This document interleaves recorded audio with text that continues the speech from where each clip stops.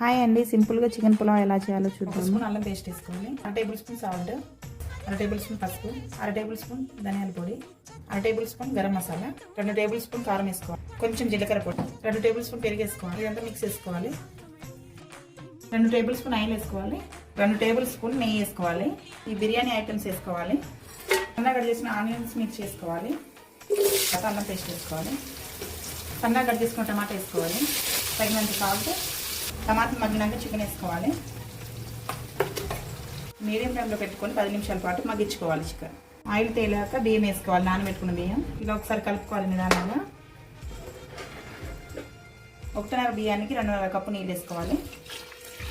కొత్తిమీర పుదీనా వేసుకోవాలి. 1 స్పూన్ నెయ్యి వేసుకోవాలి. ఇలా ఒకసారి కలుపుకోవాలి. ప్లేట్ పెట్టేసుకోవాలి. 10 నిమిషాల పాటు ఉడికించుకోవాలి రైస్ హై ఫ్లేమ్లో పెట్టుకొని. Chicken pulao ready.